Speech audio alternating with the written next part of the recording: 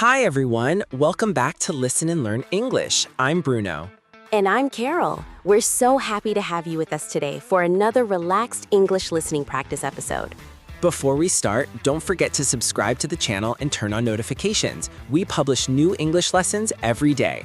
And if you enjoy learning English through natural conversations, please give this video a thumbs up. It really helps more learners find our lessons. You can also write a comment and tell us what time you usually wake up. Are you an early bird or do you prefer to sleep as late as possible? That's a very important question. Today, we're talking about morning routines and daily habits.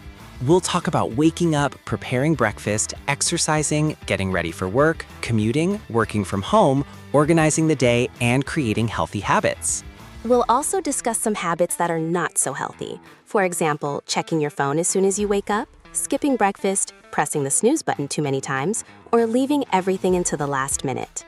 I'm sure nobody listening has ever done any of those things. Of course not. Our listeners are extremely organized. This topic is perfect for B1 and B2 learners because we use these expressions every day. You can talk about your morning routine with a friend, a colleague, or someone you've just met. You'll hear useful phrases such as, I usually wake up at, I tend to, I'm running late, I get ready for work, and I try to stick to a routine. We'll explain the expressions naturally during the conversation so you can understand how people really use them. You don't need to understand every word on your first listen. Just relax and focus on the main ideas. Then, if you want, listen again and repeat some of the phrases aloud. Repetition is one of the best ways to improve your listening and speaking. So grab your coffee, tea, or water, get comfortable, and let's start talking about mornings. Curiosa. Bruno, let's begin with a simple question. What time do you usually wake up? On weekdays, I usually wake up at around 6:30, but I don't jump out of bed immediately. You don't? No, I need a few minutes to understand what day it is and why my alarm is making that terrible noise. I know exactly what you mean. I usually wake up at 7, but I often press the snooze button. How many times? Maybe once. Maybe once sounds suspicious. Okay, sometimes 2 or 3 times. The snooze button gives you a few extra minutes of sleep before the alarm rings again. I used to press it 5 or 6 times, but that made me feel worse. I wasn't really sleeping, and I was always worried about oversleeping. To oversleep means to sleep longer than you planned and wake up late. For example, I overslept and missed the bus. Or I overslept because I forgot to set my alarm. Do you use your phone as an alarm clock? Yes, but I try not to look at messages immediately. I keep my phone on a small table next to my bed, but I place it face down. That's a good idea. I used to check my phone as soon as I opened my eyes. I would look at emails, news, messages, and social media. How did that make you feel? Honestly, stressed. Before I even got out of bed, I already knew about 10 problems that were waiting for me. That doesn't sound like a peaceful start to the day.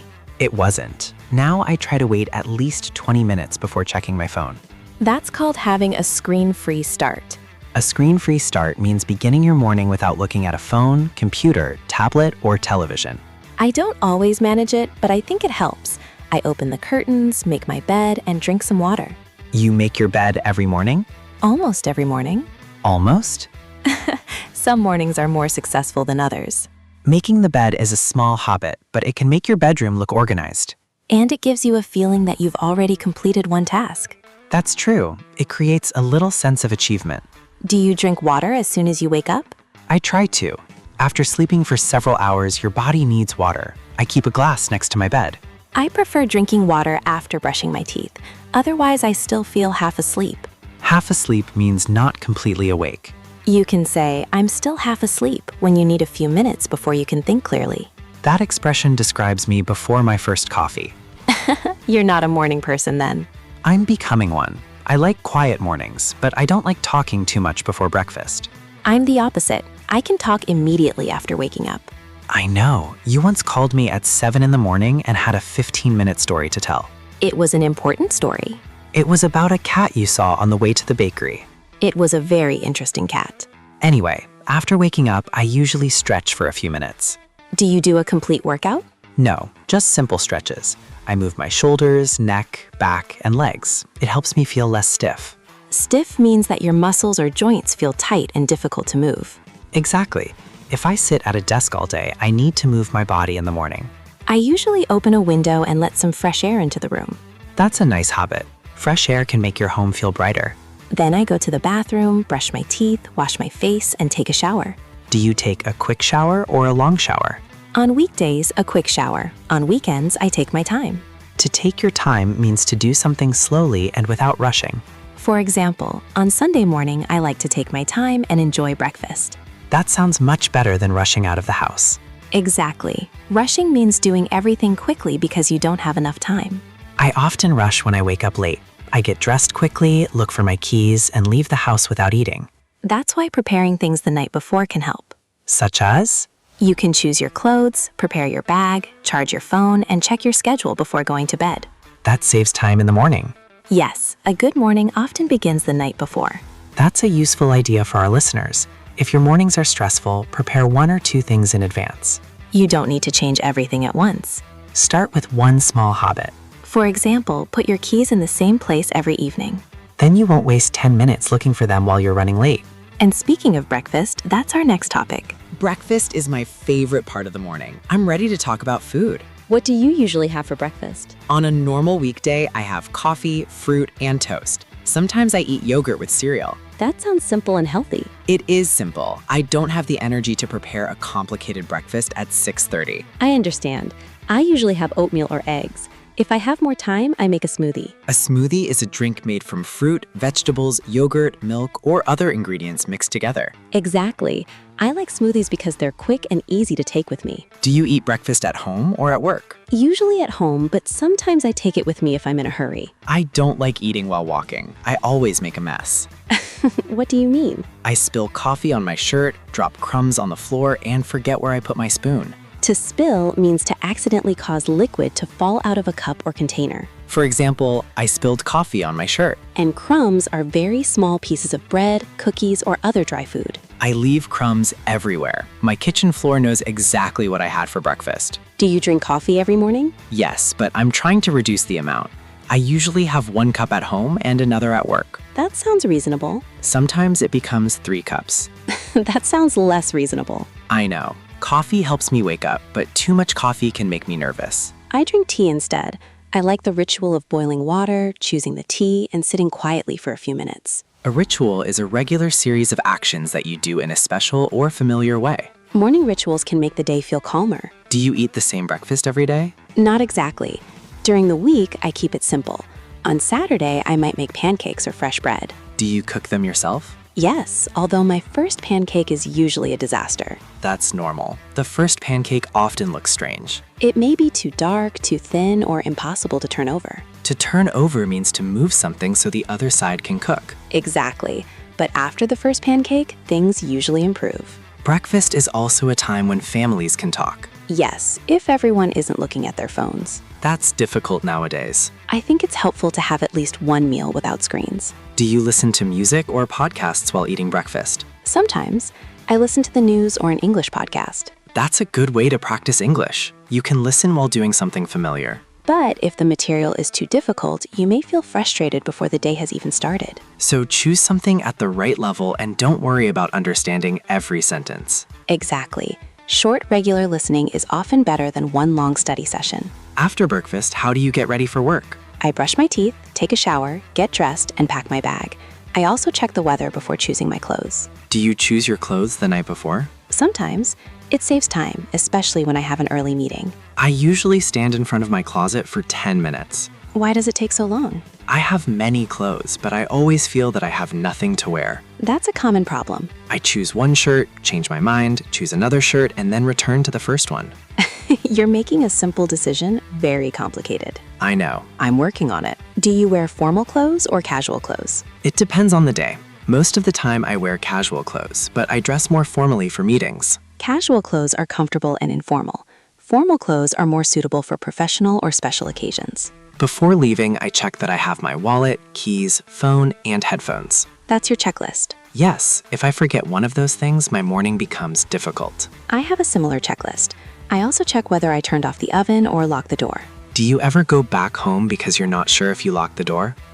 More often than I would like to admit. That's why I take a photo of the locked door sometimes. Really? Yes. Then if I begin to worry, I can look at the photo. That sounds slightly excessive. It works. Once you leave home, do you walk, drive, or take public transportation? Usually I take the bus. It takes about 30 minutes. What do you do during the journey? I listen to music, review my schedule, or simply look out of the window. That sounds like a calm commute. It can be calm, but it depends on traffic. Let's talk about commuting and starting the workday. Bruno, how long does your commute usually take? About 30 minutes by bus, but sometimes it takes longer because of traffic. A commute is the regular journey between your home and your workplace. Exactly. You can say, my commute is short, or I have a long commute every morning. I used to drive to work, but I changed to public transportation. Why? Driving was stressful. I had to deal with traffic, find a parking space, and pay for fuel. On the bus, I can read or listen to something. To deal with means to manage or handle a difficult situation. For example, I have to deal with heavy traffic every morning. I sometimes walk part of the way. It gives me some exercise and helps me wake up. Walking before work can improve your mood. Do you ever work from home? Yes, several days a week. Working from home saves time because I don't have to commute. But it also requires discipline, Definitely. At home, there are many distractions. such as laundry, dishes, pets, snacks, and the temptation to sit on the sofa. Exactly. I need to create a clear separation between my work and personal life. How do you do that? I have a small home office. When I sit at the desk, I'm working. When I leave the room, the workday is finished. That's a good boundary. I also get dressed before starting work. I don't wear formal clothes, but I don't stay in pajamas all day. I think that's important. Pajamas are very comfortable, but they can make you feel sleepy. Some people also take a short walk before starting work, as if they were commuting. That's called a pretend commute. It may sound funny, but it helps create a transition between home and work. When do you check your email? After I make a plan for the day, if I check my email first, other people's requests immediately become my priorities. That's an excellent point. I check my calendar and write down my 3 most important tasks. A to-do list can be very helpful. Yes, but my to-do list used to be too long. I wrote down 20 tasks and felt disappointed when I completed only 5. That's because 5 tasks may have been enough for one day. Now I divide my tasks into must do, should do, and could do. That's a useful system. Must-do tasks are urgent or important. Should-do tasks are useful but less urgent. Could-do tasks are optional. If I finish the first group, I already feel successful. Do you take breaks during the workday? I try to take a short break every hour. I stand up, stretch, and drink water. That's important, especially if you work at a desk. Sometimes I get busy and forget to take breaks. Everyone does. You can set a reminder. I use a timer, but sometimes I ignore it. That's not the timer's fault. No, it's definitely my fault. Do you listen to music while working? Sometimes, but only when I'm doing simple tasks. If I'm writing something difficult, I need silence. I like quiet background music in the morning. Do you have a favorite morning playlist? Yes, it has calm music for the beginning of the day and more energetic music when I need motivation. Music can change the atmosphere of a room. It can also change your mood. What happens when your morning goes badly? I try not to let one bad moment control the whole day. That's easier said than done. True. If I'm late or forget something, I take a breath and focus on the next step. That's a good habit. Respond instead of panic. Exactly. A morning routine should support you, not make you feel guilty. Now, let's talk about exercise and health habits because many people try to include them in their mornings. Carol, do you exercise in the morning? Sometimes I go for a walk or do a short workout at home. How long is the workout? Usually 20 or 30 minutes. I don't need a long workout to feel better. I agree. The important thing is consistency. Consistency means doing something regularly over time. You can exercise for 10 minutes every day or for 1 hour twice a month. The first option may be easier to maintain. Exactly. A habit becomes stronger when it fits naturally into your life. I've tried going to the gym at 5 in the morning. Did it work? For 3 days. That sounds familiar. I had a lot of motivation on the first day. I bought new sports clothes, prepared a playlist, and imagined becoming extremely fit. And on the 4th day? I decided that sleeping was also an important health habit. Sleep is important. A good routine should include enough rest. Some people wake up very early because they believe successful people always wake up before sunrise. Waking up early can be helpful, but it's not a magic solution. Exactly. If you wake up early but go to bed too late, you'll be exhausted. The best routine is the one that matches your body and your responsibilities. Some people are naturally morning people. Others have more energy in the afternoon or evening. That's okay. You can still create healthy habits without waking up at 5. What other health habits do you have in the morning? I drink water, eat something nourishing, and try to get natural light. Natural light helps your body understand that the day has started. I also avoid looking at negative news immediately after waking up. That's a wise habit. The first information you receive can influence your mood. I prefer starting with something positive, such as music, a short walk, or a few minutes of reading. Do you meditate? Sometimes I sit quietly for 5 minutes and focus on my breathing. I've tried meditation, but my mind becomes very busy. That's normal. Meditation isn't about having no thoughts. It's about noticing your thoughts and returning your attention to your breathing. That sounds difficult. It takes practice. You don't need to do it perfectly. I think many people stop a new habit because they expect immediate results. Yes, they exercise for 1 week and expect to feel completely different. Or they study English for 2 days and expect to speak fluently. Progress usually happens slowly. Small improvements add up. There's that expression again. Small things can become important over time. Exactly. You can create a habit by starting with a very small action. For example, read 1 page, walk for 5 minutes, or write 3 sentences in English. Then, when the habit becomes easier, you can increase it gradually. Gradually means slowly, little by little. Another helpful idea is habit stacking. Habit stacking? It means connecting a new habit to a habit you already have. For example, after brushing your teeth, you stretch for 2 minutes. Or after making coffee, you review 5 English words. Exactly. The existing habit reminds you to do the new one. That's useful because you don't have to depend only on motivation. Motivation comes and goes. A routine can continue even when you don't feel especially motivated. Do you write in a journal in the morning? Sometimes I write down 3 things I need to do and 1 thing I'm grateful for. Gratitude means recognizing and appreciating the good things in your life. It can be something very simple: a good breakfast, a comfortable home, or a kind message from a friend. I like that. It helps you begin the day with a positive perspective. But we should also be realistic. Not every morning is calm, healthy, and productive. Sometimes you wake up late, skip exercise, eat breakfast in the car, and arrive at work 5 minutes before a meeting. That sounds very specific. I'm speaking from experience. The important thing is not to give up because one morning was difficult. A routine is not a prison. It should be flexible. Exactly. Now let's talk about evening preparation and how daily habits continue throughout the day. Bruno, you said earlier that a good morning often begins the night before. What do you usually do in the evening to prepare for the next day? I check my calendar, prepare my clothes, and make sure my phone and laptop are charged. Do you prepare your breakfast too? Sometimes, if I know I'll be busy, I prepare overnight oats or cut some fruit. That saves time in the morning. I also put my keys and wallet in the same place every evening. A designated place? Yes, a designated place is a specific location chosen for a particular purpose. That's a very useful system for things you often lose. Exactly. My keys have a designated place near the entrance. What about your daily schedule? Do you plan the whole day in advance? I plan the important parts, but I leave some space for unexpected things. That's important. If every minute is planned, one small problem can affect the entire day. I used to fill my calendar completely.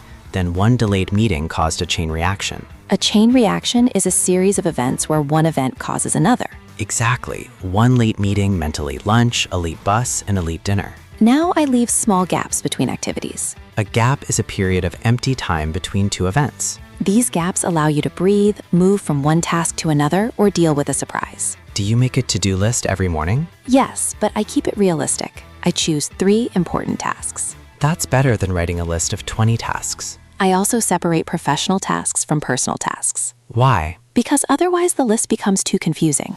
I might write answer an email, buy groceries, call my mother, finish a report, and clean the bathroom all together.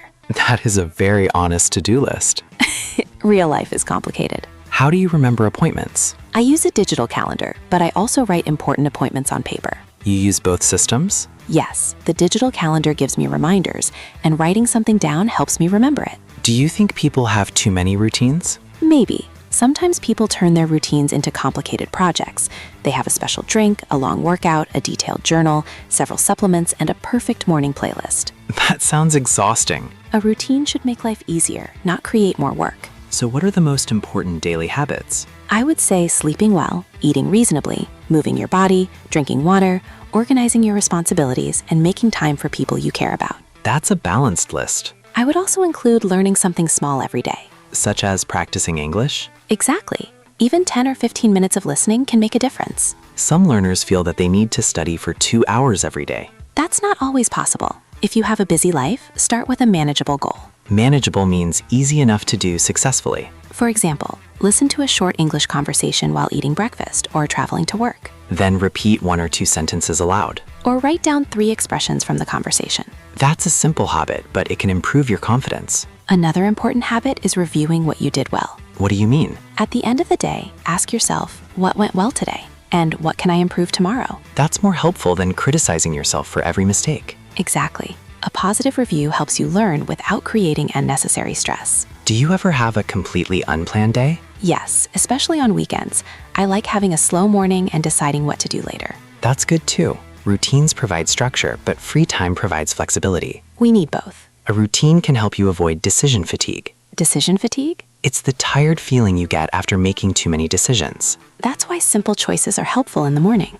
If you already know what you'll eat or wear, you have more mental energy for important things. Exactly. You don't have to decide everything from the moment you wake up. But it's also important not to be too strict. If you miss one workout or eat an unhealthy breakfast, your entire routine hasn't failed. You can simply return to your habits the next day. That's the idea of starting again. Daily habits are not about being perfect. They are about creating a direction. You choose habits that support the kind of life you want. And you change them when your life changes. A routine for a student may be different from a routine for a parent, a shift worker, or someone who works from home. There is no single perfect routine for everyone. The best routine is personal, realistic, and flexible. And it should help you feel prepared, not pressured. Let's review some useful expressions from today's conversation. To press the snooze button means to delay an alarm for a few minutes. To oversleep means to sleep longer than planned. To be half asleep means to be only partly awake. To take your time means to do something without rushing. To get ready means to prepare yourself for the day or an activity. To run late means to be delayed and not arrive on time.